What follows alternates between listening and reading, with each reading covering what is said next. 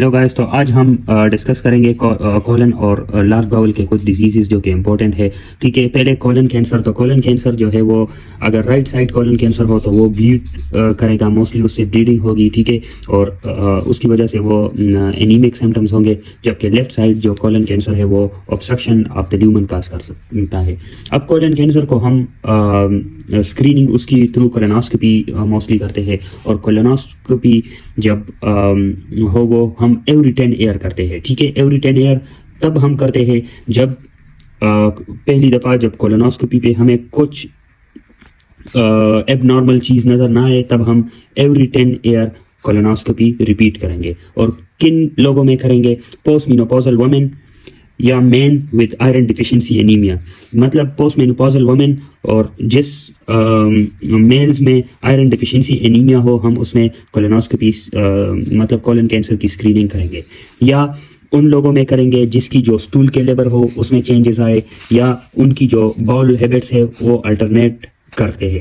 मतलब कभी डायरिया होती है, कभी कंस्टिपेशन होती है, तो उस केस में हम कोलन कैंसर के लिए स्क्रीनिंग करेंगे। या वेट लॉस की हिस्ट्री हो तब भी हम करेंगे। एसिम्प्टोमेटिक स्क्रीन भी हम करते हैं। जब कोई फैमिली में जब फैमिली हिस्ट्री हो तब हम एसिम्प्टोमेटिक स्क्रीन भी करते हैं।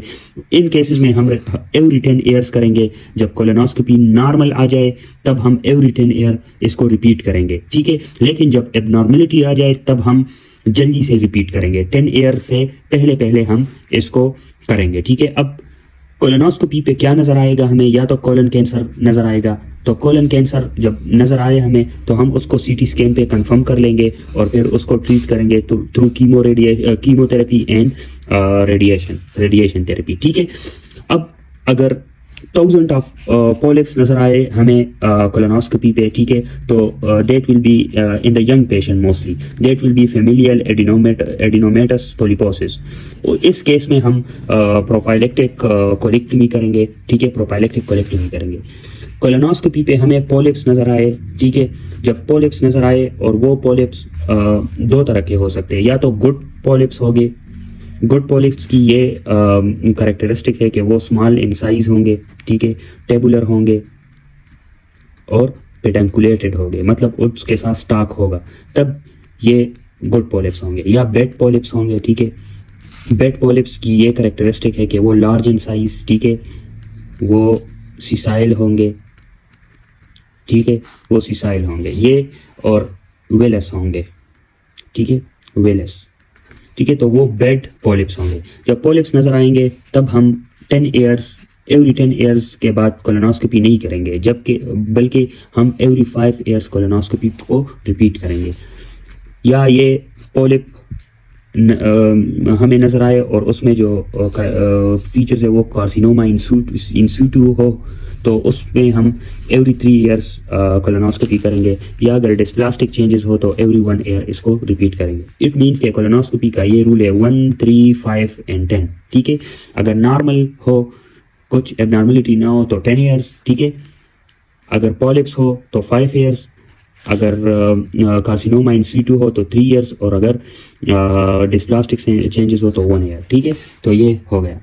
तो ये कोलन कैंसर के बारे में हो गया। अभी हम इन्फ्लेमेटरी बाउल डिजीज़ के बारे में पढ़ते हैं। इन्फ्लेमेटरी बाउल डिजीज़ दो तरह के होते हैं, अल्सरेटिव कोलाइटिस और क्रोन्स डिजीज।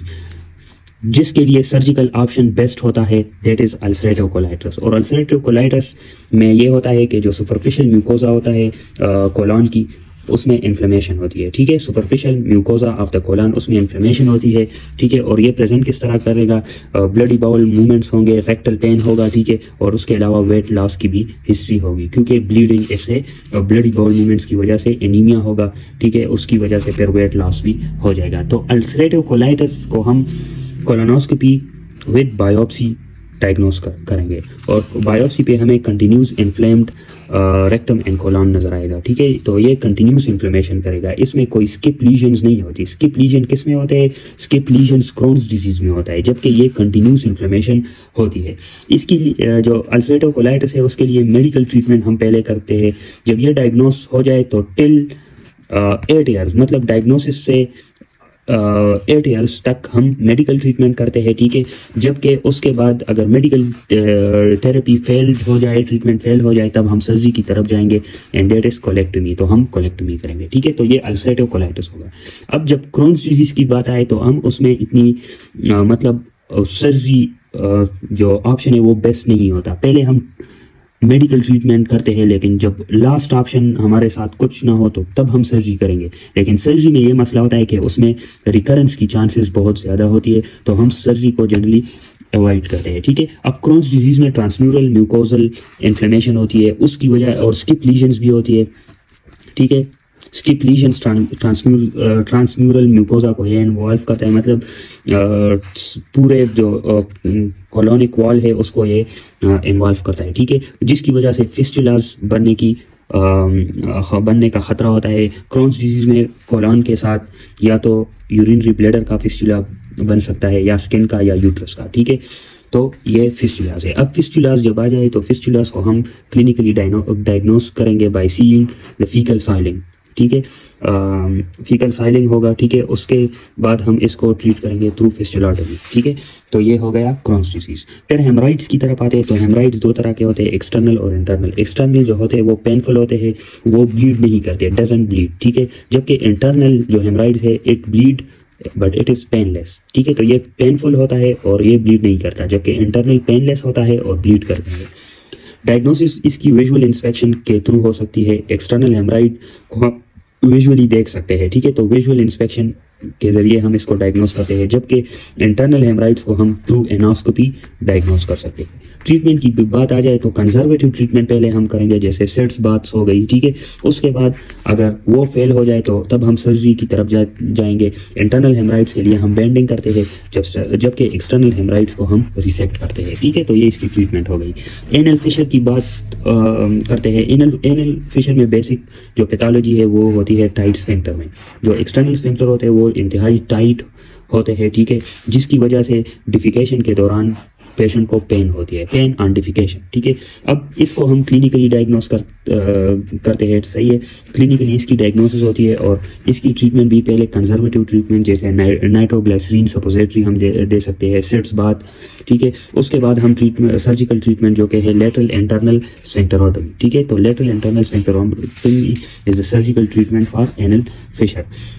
फिर लास्ट में पाइलोनाइडल सिस्ट है। तो pilonidal cyst basically it is the abscessed or inflamed hair follicles. जो बटक्स पे जो हेयर्स होते हैं उस हेयर फॉलिकल्स में जब इन्फ्लेमेशन हो जाए, एब्सेस बन जाए, तो उसको पाइलोनाइडल सिस्ट बोलते हैं। And hairy buttocks is may be the risk factor of the pilonidal cyst. इसको हम भी क्लिनिकली डायग्नोस करते हैं, ठीक है, पाइलोनाइडल सिस्ट को। इसकी ट्रीटमेंट फिर दो तरह के है, एक इंसिजन एंड ड्रेनेज। पहले हम इंसिजन एंड ड्रेनेज करते हैं, ठीक है।